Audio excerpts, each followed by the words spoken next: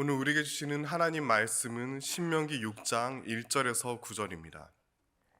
신명기 6장 1절에서 9절 말씀을 저와 한 절씩 교독하겠습니다.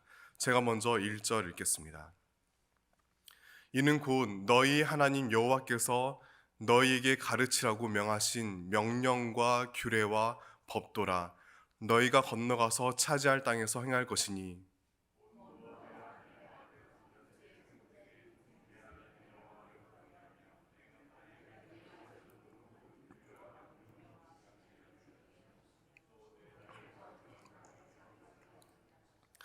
이스라엘아 듣고 삼가 그것을 행하라.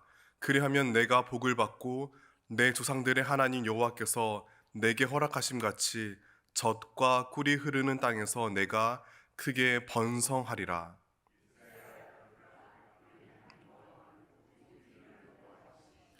너는 마음을 다하고 뜻을 다하고 힘을 다하여 내 하나님 여호와를 사랑하라.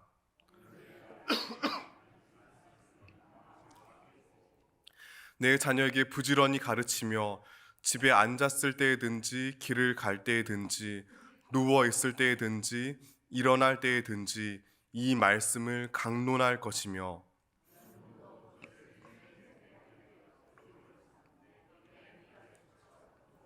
함께 읽겠습니다.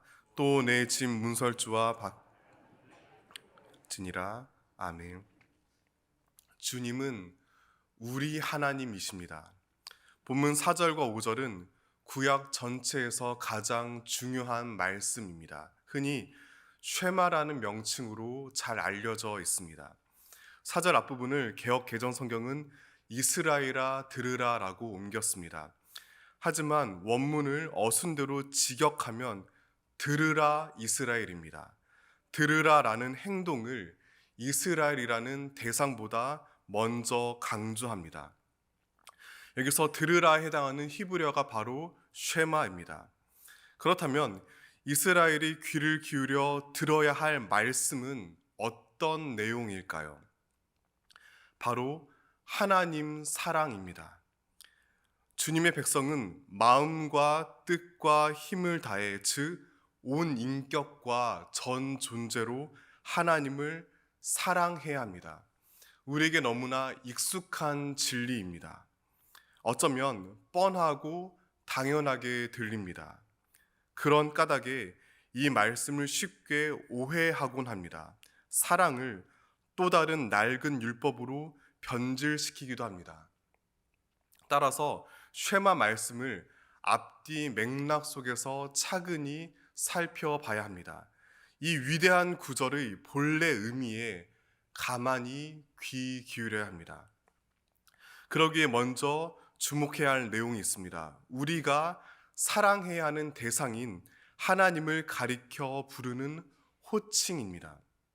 본문 4절 다시 한번 다 같이 읽겠습니다. 이스라엘아 들으라. 우리 하나님 여호와는 오직 유일한 여호와이시니. 모세는 이스라엘을 향해 들으라라고 외치며 그들이 귀 기울이게 합니다. 그런 다음 주님을 이렇게 소개합니다. 우리 하나님 여호와입니다. 원문을 곧바로 옮기면 이렇습니다. 야훼 우리 하나님. 여기서 야훼는 하나님의 생생한 인격을 가리키는 이름입니다. 그런데 네 글자로 이뤄진 그 이름이 너무나 존귀하기 때문에 전통적으로 주님이라고도 부릅니다. 이 경우 주님이 본래 의도한 당신의 친밀한 성품과는 멀어지는 오류가 생깁니다. 사실 그 이름을 정확히 부르고 싶어도 정확한 발음을 알기 어렵습니다. 여호와라고 부르기도 하는데 학자들은 야훼와 비슷한 발음으로 추정합니다. 모세는 그 야훼께서 곧 우리 하나님이라고 외칩니다. 어쩌면 그리 새로울 것 없는 익숙한 고백으로 들릴지 모르겠습니다. 하지만 참 진리일수록 항상 낯설게 받아들여야 합니다. 생각해 보시기 바랍니다. 온 우주를 지으시고 다스리시는 전능하신 하나님을 가리켜 연약한 인간이 감히 우리 하나님이라고 부를 수 있을까요? 이 자체는 근본적으로 불가능합니다. 겉으로 드러난 모습만 보면 신성모독일 수도 있습니다. 무모하고 위험하게 들리기도 합니다. 이 사실을 조금만 곱씹어 보면 너무나 놀랍고도 충격적입니다. 그렇지만 바로 여기에서 복음이 시작합니다.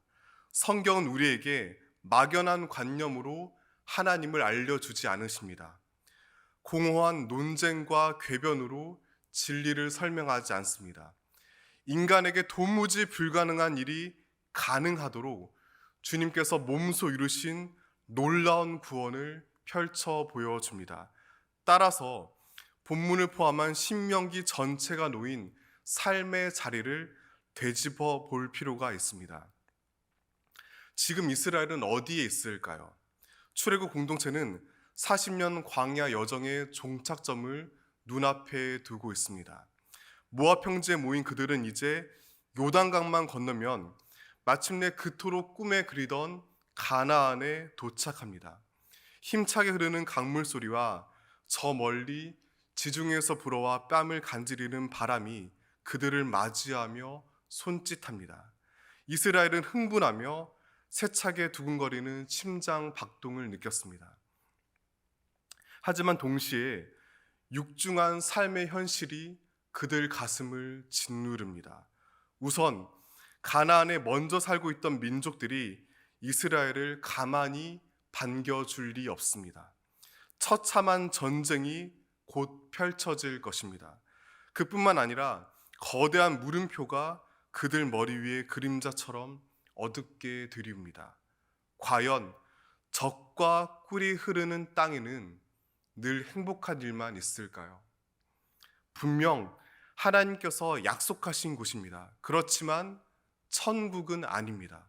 엄연히 사람 사는 땅입니다. 그때 이스라엘 사람들 대부분은 광야에서 나고 자랐습니다.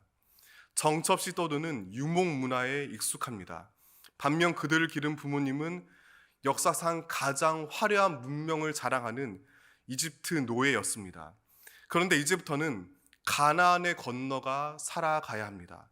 거기에는 농경 문화가 자리 잡고 있습니다. 즉, 그들이 경험하지 못한 것은 물론이고 부모로부터도 배운 적 없는 전혀 다른 삶의 방식을 따라 살아가야 합니다. 우리 주변에도 낯선 나라로 이민을 떠나 새로운 직업을 가지고 힘겹게 일하며 적응하는 분들을 종종 보게 됩니다. 그들이 이겨내는 삶의 고단함은 감히 상상하기 힘듭니다. 하물며 이스라엘은 이것과 비교할 수 없는 훨씬 더 큰 고난을 눈앞에 두고 있습니다. 게다가 고대 사회에서 생활과 종교는 결코 떨어질 수 없습니다. 옛사람들은 특정 공간과 특정 직업을 관장하는 각각의 신이 있다고 믿었습니다. 야훼 하나님께서 이집트와 광야에서는 그럭저럭 힘을 발휘하셨을지 모릅니다. 하지만 그들이 새롭게 뿌리내릴 땅에도 과연 그 능력이 변함없을지 확신하기 어렵습니다. 어쩌면 주님께서 가나안 신들보다 약할지 모른다는 거대한 불안과 공포에 그들은 휩싸였습니다. 모세는 그런 이스라엘에게 하나님 언약을 다시 확인시킵니다. 그들이 앞서 경험한 은혜를 마음에 거듭 새겼습니다. 그 말씀들을 정리한 게 바로 신명기입니다. 그 중심에 쉐마가 있습니다. 그런데 쉐마를 포함하는 6장을 시작하며 모세가 언급하는 하나님의 이름을 주목해야 합니다. 1절 다시 읽겠습니다. 이는 곧 너희의 하나님 여호와께서 너희에게 가르치라고 명하신 법도라. 너희가 건너가서 차지할 땅에서 행할 것이니. 여기서 너희 하나님 여호와는 얼핏 모세 입장에서 이스라엘을 향해 주님을 가리켜 너희 하나님이라고 부른 것처럼 들립니다. 하지만 그렇게 단순하지 않습니다.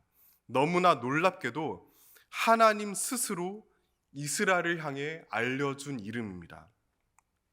출애굽기 20장 2절 제가 읽어드리겠습니다. 나는 너를 애굽 땅 종 되었던 집에서 인도하여 낸 내 하나님 여호와니라. 이 다음으로 이어지는 3절부터 십계명이 시작합니다. 따라서 2절은 십계명의 서론에 해당합니다. 어떤 면에서는 십계명보다 훨씬 더 중요한 내용을 담고 있습니다. 왜냐하면 여기에 하나님의 자기소개가 담겨 있기 때문입니다. 주님은 이스라엘을 이집트 땅 종살이하던 집에서 이끌어내셨습니다. 그런 다음 그 위대한 구원을 이룬 당신의 이름을 이렇게 백성들에게 알립니다. 바로 야훼 엘로헤킴, 주 너희 하나님, 야훼 너희 하나님입니다. 이런 상상을 해보시길 바랍니다. 모두가 존경하는 위인, 가령 주기철 목사님께서 지금 우리 눈앞에 서 계십니다. 목사님이 진지한 표정으로 입술을 떼시며 나 주기철은 이렇게 말은 시작합니다. 그렇다면 그 자리에 모인 사람들이 어떻게 반응할까요? 모두 숨을 죽이며 그 다음 말을 경청할 것입니다. 왜냐하면 자기 이름을 걸고 나 아무개는으로 시작하는 문장에는 누군가가 스스로 이해하는 분명한 자기 정체성이 담겨 있기 때문입니다. 우리가 믿고 섬기는 하나님의 자기 이해는 이것과 비교할 수 없을 만큼 너무나 중요합니다. 여기에 너무나 깊고도 찬란한 진리가 담겨 있습니다. 과연 주님은 당신 자신을 이스라엘에게 어떻게 알리셨을까요? 백성들이 바짝 엎드려서 맹종해야 할 대상 혹은 마냥 공포에 사로잡혀 벌벌 떨며 숭배해야 할 존재일까요? 그렇지 않습니다. 주님은 너희 하나님이 되시고자 이스라엘을 고난에서 건지신 구원자이십니다. 당신의 백성과 따스하고 친밀한 사귐과 교제를 이루시려 그들의 눈물에 응답하신 인도자이십니다. 이것이 모세가 시내산에서 받은 율법은 물론이고 성경 전체를 아우르는 핵심입니다. 그로부터 40년 세월이 지났습니다. 마침내 이스라엘은 가나안 땅을 눈앞에 두고 그 놀라운 복음을 모세에게 다시 들었습니다. 그들은 출애굽 1세대의 자녀들입니다. 열 재앙과 홍해 이적을 직접 보지 못했습니다. 하지만 같은 하나님의 신실한 돌보심을 따라 광야를 지났습니다. 그 야훼께서 여전히 너희 하나님이라고 모세는 이스라엘을 향해 외쳤습니다. 따라서 야훼 하나님을 향해 우리 하나님이라고 부르는 것은 단순한 호칭이 아닙니다. 거기에는 지난날 이미 우리를 구원하신 주님이 앞으로도 계속 이루어가실 구원에 대한 깊은 신뢰가 담겨 있습니다. 주님은 그 어떤 모양의 가나안에서도 여전히 우리 하나님이심을 믿습니다. 날마다 새로운 능력과 구원으로 우리와 함께 하십니다. 또 다른 불 기둥과 구름 기둥으로 언제나 동행하십니다. 그러므로 화려한 성공과 부와 명예로 유혹하는 가나안 신들은 모두 허상이며 반드시 무너질 우상입니다. 오직 주님만이 유일하십니다. 그러한 우리 하나님께 믿음의 자녀들은 이렇게 자연스럽게 반응합니다. 바로 사랑입니다. 5절 다시 한번 다 함께 읽겠습니다. 너는 마음을 다하고 뜻을 다하고 힘을 다하여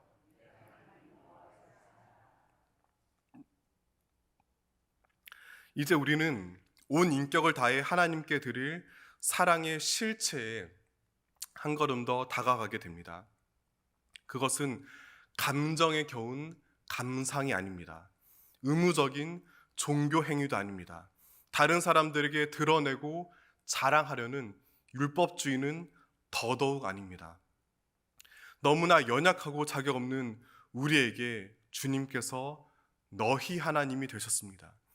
그것을 위해 하나님께서 출애굽은 물론이고 예수 그리스도의 십자가와 부활을 통해 치열하게 구원을 이루셨습니다. 여기에 담긴 눈부신 사랑을 마음에 품고 닮아가야 합니다. 주님을 향해 진심으로 우리 하나님으로 고백하며 그 뜻을 따라 살아가야 합니다. 그것이 바로 하나님께서 원하시는 사랑입니다. 하나님께서는 모세를 통해 그 구체적인 실천 방법을 알려주셨습니다.